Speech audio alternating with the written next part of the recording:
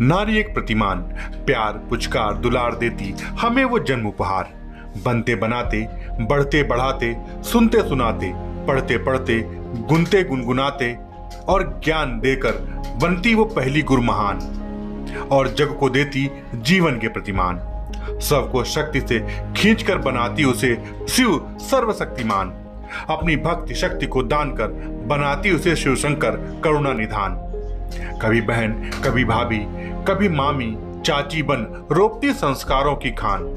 कभी पुत्रों को माता पन्ना अधाय बन करती पुत्रों को देश पर कुर्बान। तो कभी यौवन में लाली वसंत मान मुनव्वल मनुहार से जीवन को बनाती आजीमोसान। कभी मनोबल संभालती बन एक मित्र महान। हास परिहास से शोधन करती कितने ही नकारात्मक प्रमाण। गुस्सा घृणा रंज तंज खोते अपने परिधान। कभी जीवन की संध्या बेला को पुत्री से माता बन आसान। और अब इससे अधिक क्या होगा प्रमाण। नारी नर है सदा एक उच्च प्रतिमान। सूर्यकांत शर्मा जी की इन्हीं पंक्तियों के साथ हम आपको भारतीय राजनीति में महिलाओं के योगदान के बारे में बताते हैं। वैसे तो उन्हें आधी आबादी का दर्जा दिया गया है, लेकिन एक और ऐसा भी था जब उन्हें सिर्फ घर की चार दीवारी में ही कैद रखा जाता था। लेकिन बदलते वक्त के साथ उन्होंने पुरुष प्रधान समाज की हर जंजीर को तोड़ा और अपने रास्ते में आने वाली हर दीवार को ढा दिया। आज ट्रेन से लेकर प्लेन चलाने में महिलाएं किसी से भी पीछे नहीं, और राजनीति में भी उनके योगदान को नकारा नहीं जा सकता। दरअसल महिलाओं ने देश की आजादी से लेकर सरकार चलाने तक में अहम भूमिका निभाई है। आज अंतर्राष्ट्रीय महिला दिवस है। ऐसे में हम रूबरू होते हैं उन महिला नेताओं से जिन्होंने फौलादी इरादों से भारतीय राजनीति का नजरिया ही बदल दिया। साथ ही हम आपको बताएंगे कि आजादी के बाद कैसे साल दर साल राजनीति में भी महिलाओं की भागीदारी बढ़ती चली गई। इसमें सबसे पहला नंबर आता है राजकुमारी अमृत कौर का। बात भारतीय राजनीति में महिलाओं की हो और उसमें राजकुमारी अमृत कौर का जिक्र न हो, ऐसा होना नामुमकिन है। दरअसल राजकुमारी अमृत कौर देश की पहली स्वास्थ्य मंत्री थी। आजाद भारत में पंडित जवाहरलाल नेहरू की सरकार बनी तो 20 मंत्रियों के कैबिनेट में जगह पाने वाली वह पहली महिला थी। नेता बनने से पहले राजकुमारी ने आजादी की लड़ाई में भी योगदान दिया था। इसके अलावा महात्मा गांधी के साथ उन्होंने सचिव के रूप में भी काम किया था। वहीं दुनिया की प्रतिष्ठित पत्रिका टाइम ने उन्हें साल 1947 के वुमेन ऑफ द ईयर भी चुना था। देश में एम्स बनाने का श्रेय भी राजकुमारी अमृत कौर को ही दिया जाता है। सरोजनी नायडू। बात साल 1947 की है। देश को आजादी मिली थी और राज्यों का गठन हो रहा था। उस वक्त देश के सबसे बड़े सूबे उत्तर प्रदेश का निर्माण हुआ तो उसके साथ राज्यपाल की जिम्मेदारी सरोजनी नायडू को दी गई। वह देश की पहली महिला राज्यपाल थी। उन्होंने उत्तर प्रदेश के राज्यपाल का पद 1947 से 1949 तक संभाला। इंदिरा गांधी। देश की पहली महिला प्रधानमंत्री इंदिरा गांधी को उनके फौलादी इरादों और फैसलों के लिए आज भी याद किया जाता है।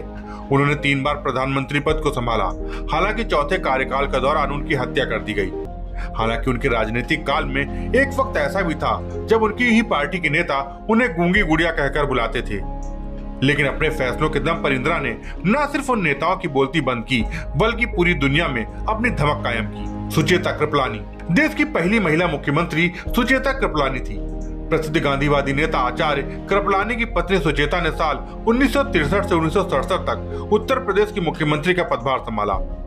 बता दें कि देश की आजादी में अहम योगदान निभाने वाली सुचेता अंग्रेजों के शासनकाल में कई बार जेल भी गई थी। मीरा कुमार। कांग्रेस पार्टी के प्रमुख नेताओं में से एक मीरा कुमार लोकसभा की पहली महिला अध्यक्ष बन चुकी। बता दें कि बिहार की राजनीति में अहम भूमिका निभाने वाली मीरा कुमार कई साल तक स्पेन, ब्रिटेन और मॉरिशस में उच्चायुक्त रही, लेकिन अफसरशाही उन्हें रास नहीं आई।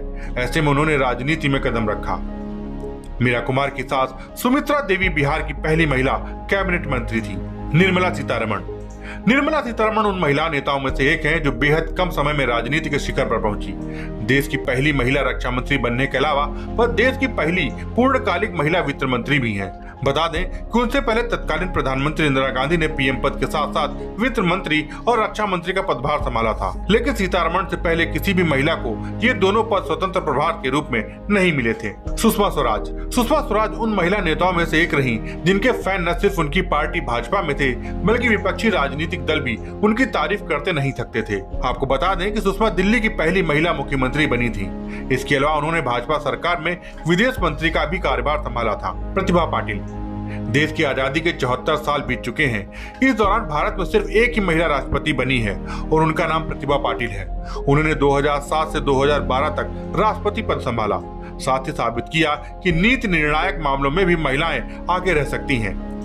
आपको बता दें कि प्रतिभा पाटिल को विदेशियों को दिए जाने वाले मैक्सिको के सर्वोच्च पुरस्कार आर्डन मैक्सिकाना डेल एग्वेटा से भी नवाजा गया है। Bureau report, Dastak times. ताजा तरीन खबरों के लिए सब्सक्राइब करना ना भूलें दस्तक टाइम्स। बेल आइकन दबाकर पाएं देश विदेश की लेटेस्ट खबरों की नोटिफिकेशन।